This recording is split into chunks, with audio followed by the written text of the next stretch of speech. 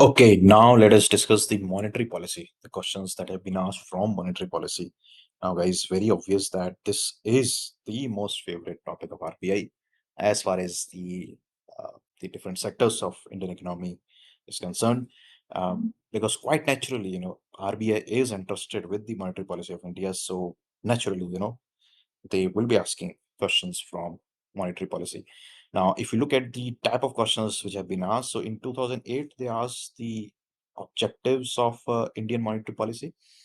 Now, here, they can ask, what is the Indian monetary policy currently? It is the flexible inflation targeting framework. So they can ask what are the objectives of the flexible inflation targeting framework.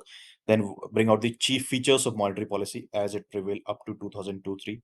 So here again, maybe they can ask you the features of monetary policy as it prevailed before the flexible inflation targeting framework, because before this we had the multipliers indicator approach. So they can ask maybe some features of that thing, and then write down your perceptions of monetary policy transmission, basically, and intermediate targets. Now, monetary policy transmission, that is a big concern for a central bank, because the transmission takes time. So of course, one or two points they can ask from this topic as well.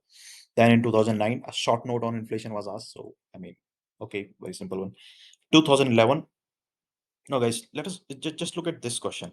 Examine in detail the nature and causes of the recent inflation experience in India and suggest an appropriate policy response.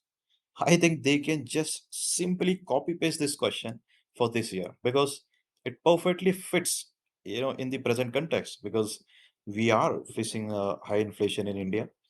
And then, you know straight away this question can be framed, that is, state out the nature and the causes of the present inflation, and then the appropriate policy response. Of course, like in 2011 also was a period of high inflation, but the reasons are different why we had high inflation at that time, and the reasons behind the high inflation currently, because currently mostly it is imported inflation. It is because of the external factors. At that time the factors were different, because of the global financial crisis and the associated factors. So, but this question can be straight away, copy pasted. Can be copy pasted this year. Then short note on RBI's response to recent inflation. So again, very straightforward. What is financial repression? Short note. This financial repression, if you will see, they've asked it again. Okay, I'm not able to remember somewhere. We'll see. They've asked this again, financial repression. Now, discuss the Basel III framework and challenges faced by Indian banks in this context. So Basel III norms, of course, they can ask, outline the major reforms in the Indian financial sector since 1990. So very open-ended question. I mean, big question, major reforms. So if you have not prepared notes on such questions, so you will be really confused, and your answer will inevitably be incomplete. So guys, just prepare notes on these topics as well. Then in 2012, analyze the recent episode of food price inflation in India. Again, same question can be asked this year as well, because whatever inflation we saw in the current context, so a major factor has been the food inflation. And we know the food inflation, the weightage of food is also very high in CPI. That is the 45%, the food and beverages. So the same question can be asked this time around as well. Then growth versus inflation, what steps have been taken by RBI to reconcile this conflict? So a very classical question, growth versus inflation. So definitely prepare some points for this question. Then they have asked something from the banks. So till then, till 2013, it was basically inflation growth, inflation growth. Now 2016 onwards, you will see some question on the banks as well. So here, the challenges faced by the public sector banks. Now here, you can prepare notes on NPA, right? The problems of NPA. Although right now we are at a very healthy level. I think NPAs are, I think, around 6% of the total, the gross advances. So in the current context, the NPA is not a very big problem, but I mean, for the last several years, we had a big problem of NPA. Now here, the role played by IBC, you can mention like this. They can ask, what is the role played by IBC in countering the NPA problem? Then in 2018, they asked a short note on new development bank, small finance banks. So guys, here, like you have to provide a definition of these small finance banks. if you just make a definition there, so probably you will not get good marks. Effect of demonetization on money market, so probably now this question will not be asked this time around. Payment banks, again, proper definition of payment banks. Inflation targeting framework, financial stability report. So very wide, diverse areas from where the RBI can ask questions. So just prepare some good short notes on these topics as well.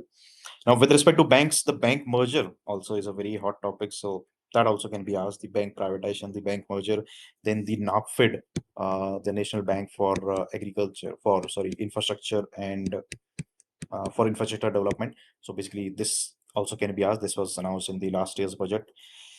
And then if you look at 2019, so again, nominal GDP versus interest regulation for monetary policy and steps taken to improve the effectiveness of monetary policy. So again, the similar thing they asked in 2008, the transmission, the mechanism. Then bank merger, as I said, they have asked this bank merger, emerging challenges of financial stability, and then data as a liquid. In 2021, they just asked short notes on these two things: niche banking and the drivers of inflation. So basically, in the monetary policy, you can say inflation and banking. These are the two major heads. And I think looking at the present context, inflation is something, from which there has to be one question, because it is the problem which not only the Indian economy is facing, but the whole world economy is facing. I mean, I would say that Indian economy is still in a very better space if we compare Indian economy to the Western economies, because inflation there is at a really, uh, it is really, the situation is really worse there. So guys, prepare the inflation and the banking topic. So the bank mergers, NPAs, and the short notes, different types of banks, small finance banks, payment banks, and so on. So time for fiscal policy now. So if you look at fiscal policy, not many questions, but still, uh, every year almost a single question. I mean, they do ask.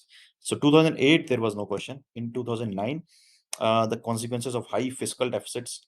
So basically, in fiscal policy, this fiscal deficit is one topic which is always there in the news. And if you look at the present context, definitely fiscal deficit is, it has breached the FRBM targets by a huge margin. And I mean, of course, it is all because of the COVID. So a question can be framed on the fiscal deficit. And then discuss in brief the causes and consequences of recent world economic depression. So, I mean, I have included this in fiscal policy, but I mean, you can include it in some other topic head as well. But now here, at that time, so this was the time of basically the time after the global financial crisis. Now we are after the COVID. So, during the COVID, various economies, they went into negative growth rate. Indian economy went into recession. So maybe they can ask, discuss in brief the causes and consequences of the recent economic recession. Then in 2012, what according to you are the main factors behind the slowing of the GDP growth rate in India since 2009? So again, this thing, if I just replace 2009 with 2016, because if you see since 2016 onwards, Indian economy like had been slowing down till you can say till I think till the last year. So this year, the last fiscal year, basically, we witnessed a positive growth rate. But before that, the GDP growth rate had been declining consistently. So they can ask you, what are the major factors behind the slowing of the GDP growth rate since 2016 and until the last year, basically. So here, of course, like you can mention the major causes are the NPA problems that happen in the banking sector, and then it translated into the infrastructure sector, the consumption in the economy, the private investment slowed down, and several things. This is basically mentioned in, I think, last to last year's economic survey. The reasons behind the slowing of GDP growth rate since 2016. Then a question on analyze the union budget for 2013-14. So guys, this question gives you an idea that from the budget, either they can pick up a topic from the budget, the major announcements, or they can directly ask this thing, that is just analyze the budget. So prepare something on this as well. Some basic, some short notes on the budget itself. Basically, what will you write if someone asks you to analyze the whole budget itself? Now, again, the next question, discuss the rationale of PPP in development of infrastructure in India. So, I mean, this is a very evergreen question. I mean, PPP issues with respect to infrastructure. Now, here, the initiative taken in the recent budget, that is the Gati Shakti Master Plan. So that they can ask, because that is with respect to the infrastructure in India. So just try to cover that one. Then short note on trends in revenue impact of tax incentives. So not sure if at that time some tax incentives are given, but of course, you can just look at the revenue receipts, the tax collections, the GST, the relative magnitude of these various taxation sources, the GST, income tax, corporation tax, excise and custom duties, and etc. Then short note on greenfield and brownfield investment. So this is just from anywhere, they can, I mean, you cannot prepare for these things, greenfield and brownfield investment, but these are very general terms. So you would be able to write something if they ask something like this. Then what steps should be taken to double the Indian economy? That is to reach the $5 trillion goal. So this was basically picked up directly from the economic survey of that year. So just go through the economic survey of this year as well. Although there is no volume one this year, so very less chance that they will pick up anything from economic survey. But still, just basically, just read out the summary at least of the volume two. Then short note on improved tax compliance under GST. So guys, here now it has been 5 years since the GST came into the picture. In 2017, GST came, and now we are in 2022. So 5 years have passed. So there are high chances that they can ask you about the performance of GST, like that is critically analyze GST. So prepare that as well. Then importance of public sector undertakings in the Indian economy. So a very sought after question which is asked in various exams, these PSUs, the loss making PSUs, and the new public sector, the strategic public sector enterprise policy, basically, which was announced in 2020. So cover that as well. Then short notes on Pura in rural sector. Now guys, look at this Pura. This was asked in phase one of this year. So I mean, last year, if some people had given last year DPR, so they may be able to remember Pura in this year's phase one. So they may repeat something from phase two into phase one as well, right? Then discuss the impact of COVID-19 on economic growth, employment, and financial sector. What did the government do in response? So this was a very general question and very expected one, because in 2021, the COVID was at its peak, and so we had to discuss the impact of COVID on economic growth, employment, and financial sector. So this is something that you will definitely prepare. Okay.